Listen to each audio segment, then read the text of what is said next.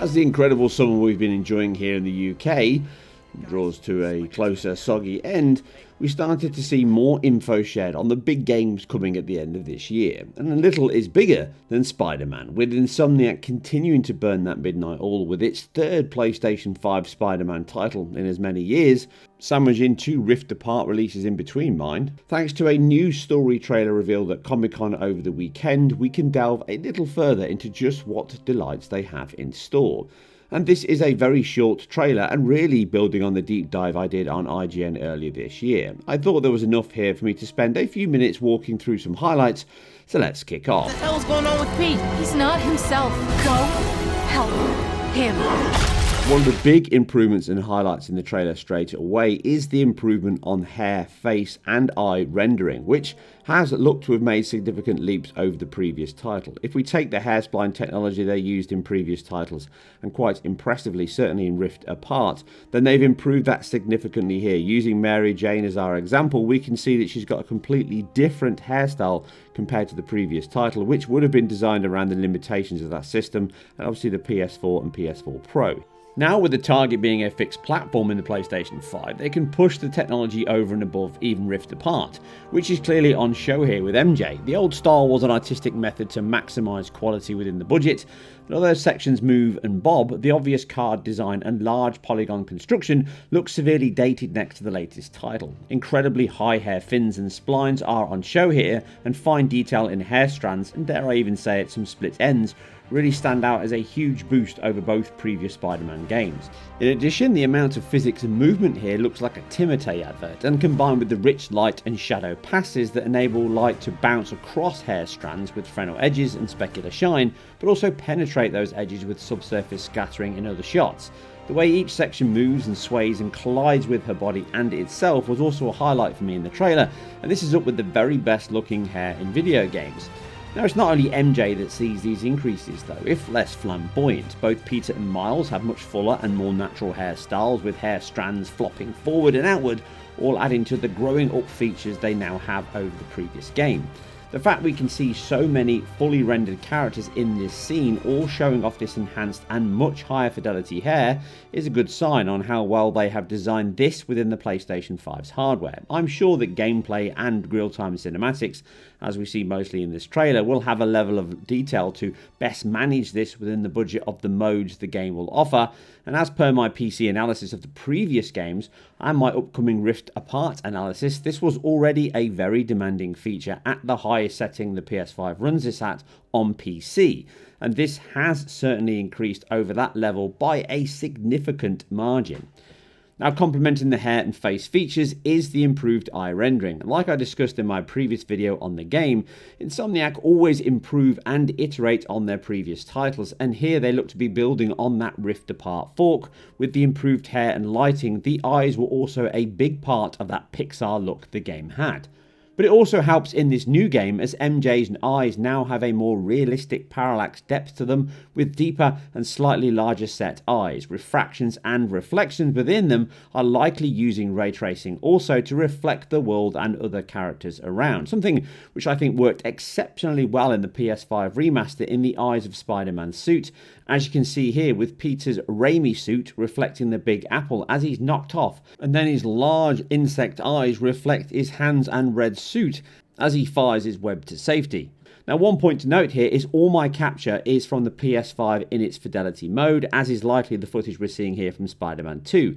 But my capture is a very high bitrate, and we cannot compare textures, details or anything against this 4K'd but very, very low quality and low bitrate trailer.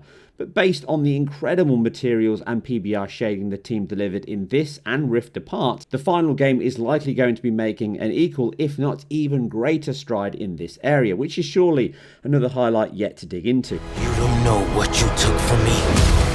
Now, the improved lighting quality in shadows is something I mentioned before, and they are using a mix of shadow maps and higher quality screen space shadows. The resolution and filtering here is a step up over the previous games, with some aliasing present on the PS5 in certain scenes.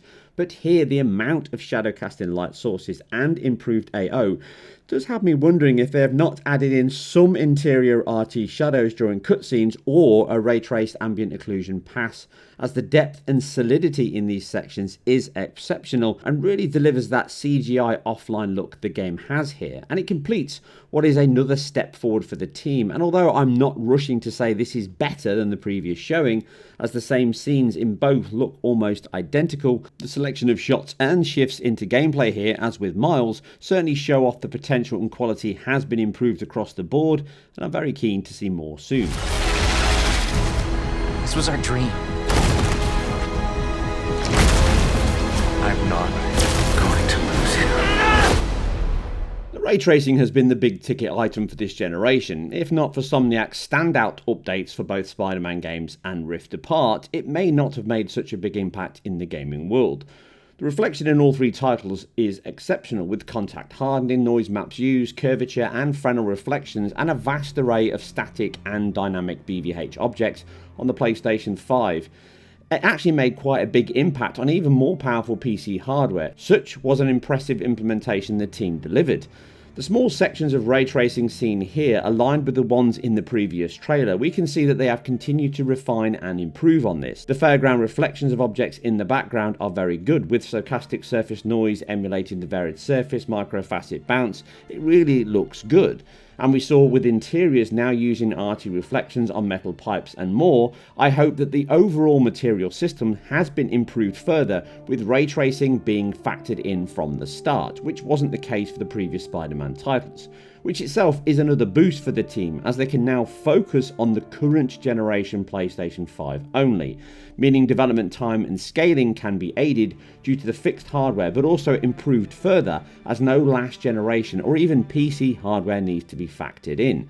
This is another key area of having Nixes on board, as they are very technically able and PC centric, so the scaling factor for PC can come a few years later using the work done on the previous games, and we may see this factor into the modes the game has. The performance RT and fidelity mode are almost certain and are most likely to be joined by a 40 FPS VRR mode also.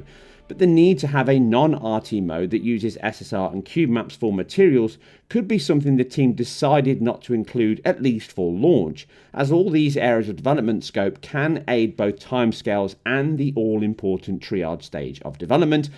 And realistically, with PlayStation 5 being the only format this is going to release on for the next couple of years, there's no need to take ray tracing out of the equation. That said, they didn't need to do that for Rift Apart, but they still added in a non-ray tracing performance option as well. So Insomniac being Insomniac, they'll probably still do it.